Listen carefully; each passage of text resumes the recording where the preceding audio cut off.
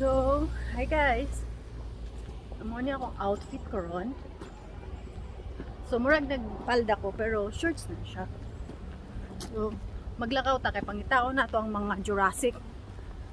Ito tag mga Jurassic diri, ug mga kuan ka nang. Oh wait, let me see. What? Fuck, I'm just thinking I forgot the entrance tickets. So, namita tag mga Jurassic ug mga camel, ha? O diba? Muna akong palibot. Muna akong palibot. So, karon itong nakaik ko. Itong nakaik ko kay pila na ako kadlaw nilakaw-lakaw aning init kaayo ba. Pero okay lang. Keep going ra gyud ta. So babe, giyangak naman ko.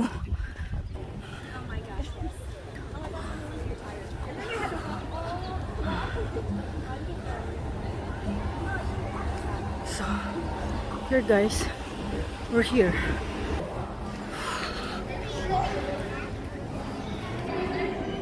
So, sa entrance na kami.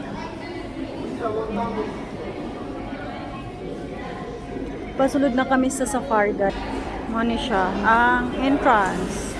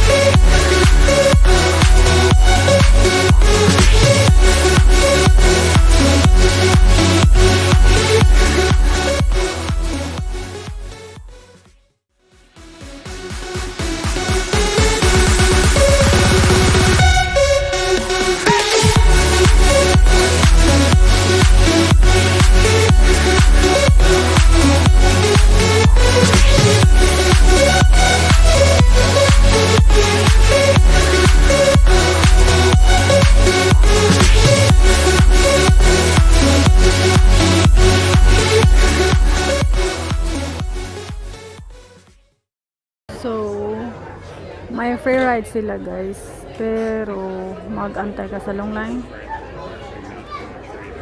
So namin din nag-antay sa long line.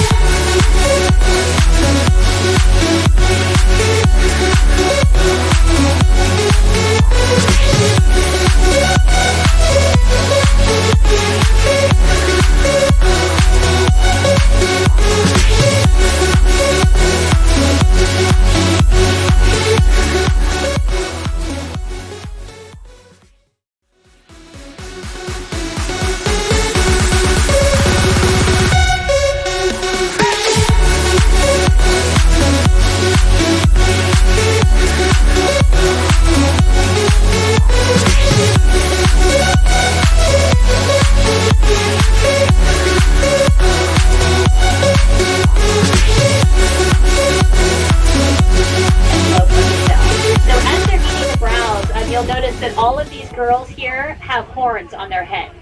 So when you see a lot of horns on the antelope, like coming up over here on the left-hand side out here. So when the females have horns like the males, that tells you they live in a dry, hot climate where there isn't as much food and water. And so they need their horns to defend against resources.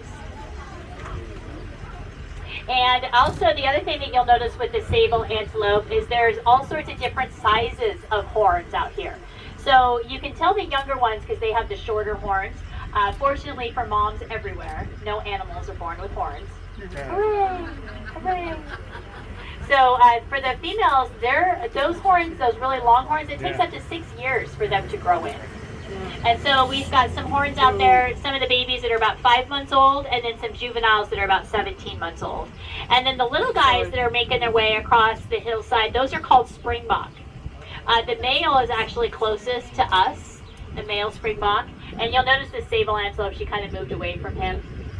When the people see, because the animals are out here 24/7. And so when people see them out here,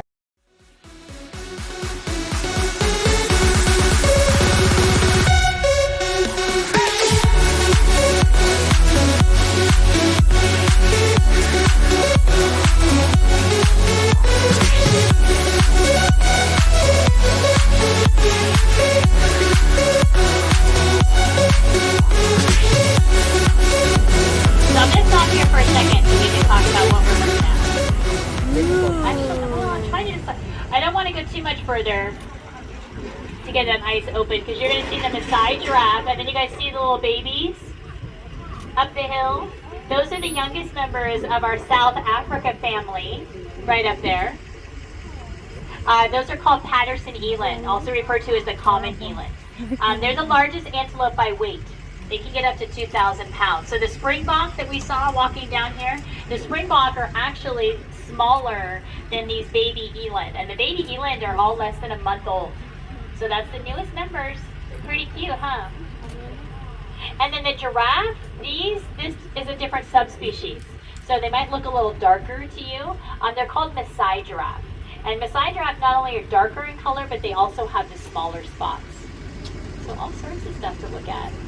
Ooh, and there's one of our dump trucks. So because the animals are out here 24/7, how we have to clean the habitats is we actually go in. You can see the wildlife care specialists, that's what we call the keepers, are driving around in the trucks. And then we clean in sections, and so they bring a tractor in and they fill up the scoop and then they fill up the dump truck. So you can imagine with the rhinos getting 100 pounds of food a day. And herbivores actually only utilize about 50%. The rest comes out the other end. Yep. Better out than in though, just like Shrek says. So giraffe, tallest land mammal. There's no other animal on the planet that looks like a giraffe, and you can only find them on the continent of Africa. There's a lot of other animals in other continents that kind of look similar.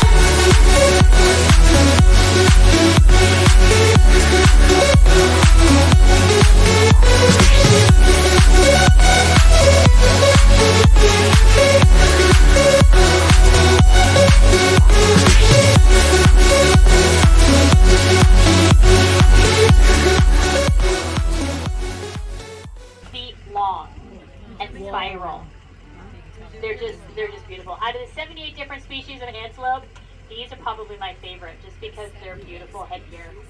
And then if you look at how big their ears are, all the better for hearing. I like to call them Yoda ears because they're nice and big. But there's about 5 of them. There's some more underneath the trees back there. But it's nice when you can see them really close to the tram because you can just see how big they are. And of course, being out with these bigger field and how well it works.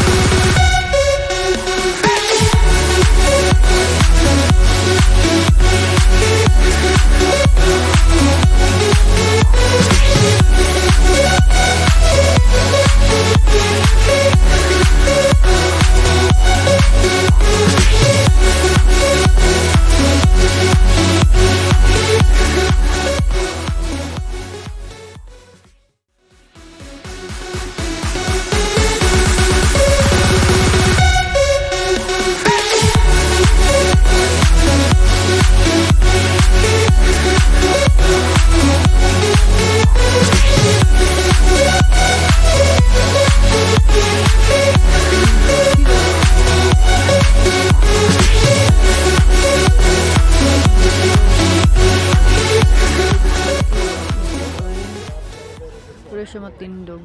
Ayan, kuil-kuil. So, South African Giraffe.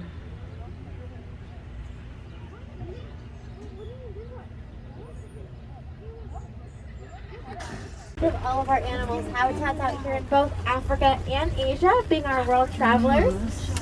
See who we can meet out here Going in first. Asia. We'll be traveling through Africa for the first half of our tour, and then all the way over to Haiti. Traveling along too, feel free to ask me as many questions as you want. As a silly question, and I can help share my animal knowledge in that way. We're here on our driver's side. It looks like some of our southern white rhinos have decided to prance around below us. That are 5,000-pound giants out there. Incredibly large. You can even see, if you see some smaller legs out there, they're kind of hiding behind their moms right now. But we do have quite a few babies out here. Ooh. And I know they don't look so much so like babies. They are quite large. In their first couple of years of life, they gain about 100 pounds every month. It's incredibly crazy. Super huge Cape Buffalo. These guys, somewhere about 1,500 pounds. They are incredibly large. And definitely a little bit darker for that main purpose. They really want to show off just how colorful they are to all the other predators out in the wild. They are not afraid of anyone or anything. Using those as a vibrant pink as normal people think. Instead, these are going to be African flamingos. They don't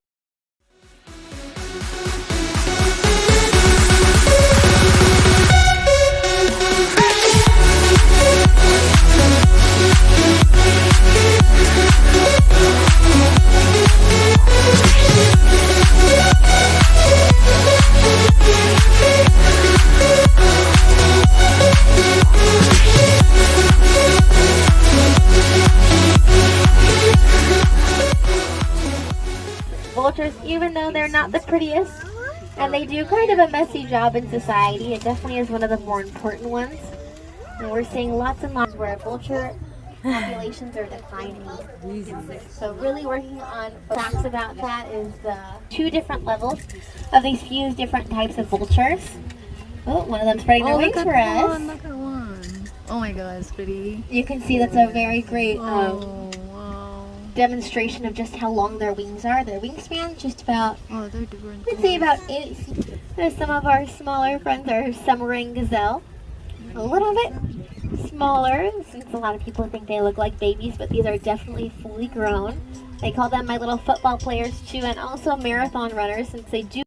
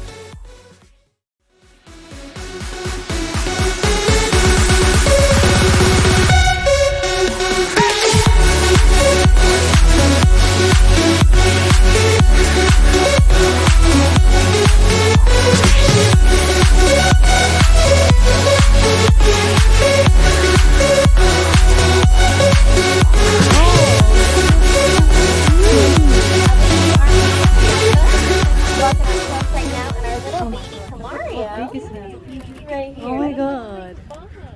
You can see she is incredibly large, a lot larger than her baby, who's finally starting to grow in that second horn. Look at the baby. You can see it's a little nub right now. Still got lots and lots of growing to do, but it. Oh, pooping. Yeah. Oh. For Neil. That's for you, Neil. There you go. Oh my god, Looks like lots. they are starting a dung midden right now. Hey, we all gotta go. We gotta go. I'm definitely not surprised. Looks like our baby friend, she may be partaking in this. She is smelling what's going on right now in her mom's body. That Oh my is God, actually that's one of their really best senses. Huge. Not only do they hear very well, but they have a really strong sense of smell. That's one of the main ways that they can communicate within their. She's gonna use the restroom now. Oh, right on top of Oh. That's one of the things that rhinos. Oh my god. It's a lot smaller. it. Go right after me. Yeah. They follow what the other one. She is. She's like, where's my mom? Stunning. So cute. But that's a little bit of a great example of some of the animals that we don't exactly clean up after all the time. The rhinos, it's so important to their social structure to smell what's going on within their group. They can smell everyone's hormones, smell what's going on within their group, smell Look all at of these different them. things to see what's happening. So we leave the rhino feces out here for about a week before we clean up after them. Here, try and make some different friends, but I don't think she realizes she's a couple of the other dung middens where our friends can use the restroom down here. Very strategically again, inside that road. But our wildebeest just right next to us. Vultures all the way at the top. Those extremely long horns going somewhere about 36 inches long. An incredible white body that's going to be used to help protect their skin, especially in the really hot deserts. In fact, they're so desert adapted, they can raise their internal body temperature to about 120 degrees. so they don't have to fight external pressures like us. If we go over 100, we get a fever.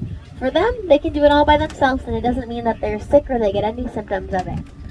As well as the only domesticated animal that we have here in the park, I have a feeling we'll see them a little bit better on the other side. We have some of our Ankole cattle, relatives to the longhorns that we have here in the United States. Go about tip to tip, about 7 to the main parts of Asia, passing through Central right now. Just right next to us, we have some of our wild cattle. They look a little bit more similar to our friends that we see as we're traveling all throughout California. Looks like one of our friends in the middle, it looks like she lost a little bit of her horn. Unfortunately for our friends, if they do lose their horn, it won't ever grow back. So it's a little bit different for them. You can see the male down below, he's that black one, still on this side of the habitat.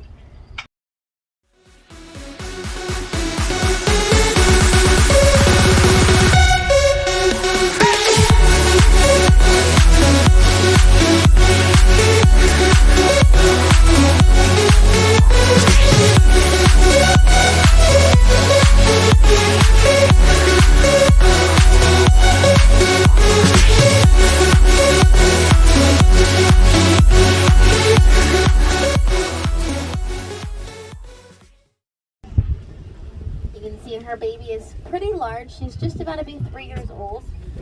A little bit more growing that she has to do for her. It's like she's getting a branch inside of her mouth right now. But still staying pretty close to mama since she is still actively growing.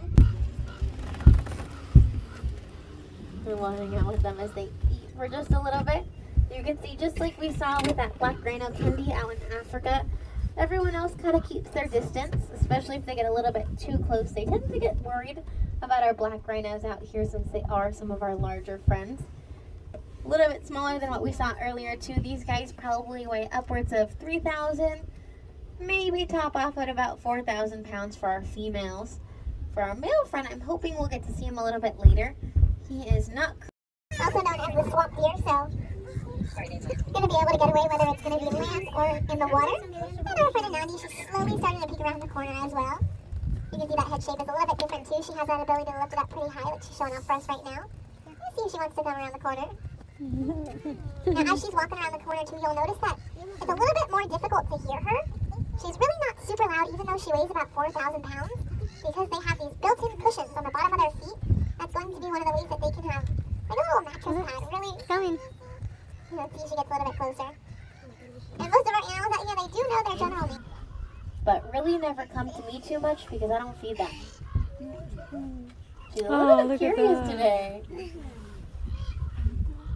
Oh my god, look at her. You can see she's can trying really to smell see. those different scents as this wind comes in through the valley. You can see her nose too, it's pretty runny. It's a very similar concept to like walking on the sand. If you have wet feet, you really grasp that sand. Her wet nose is going to be able to grasp those different scents really easily.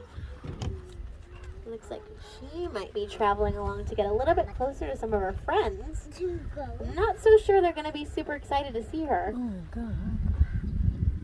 I wonder why. She might be scaring. Let me hold you, please.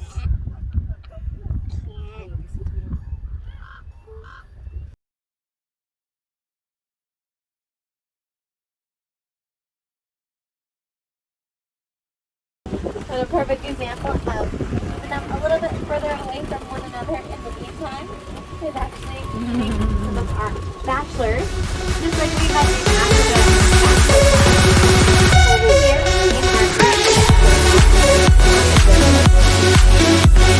quite a few antlers, quite a few horns around here. And we'll be squeezing by. We have one of our one-horned rhinos below us. Actually, we'll come back to visit him in just a little bit. He doesn't go anywhere. You can see he's inside this area. I want to go see.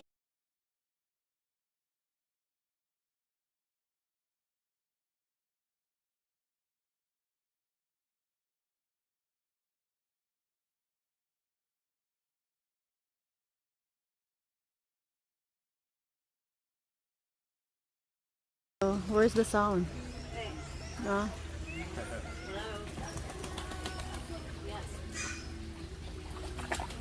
Oh, Did you get it? yeah.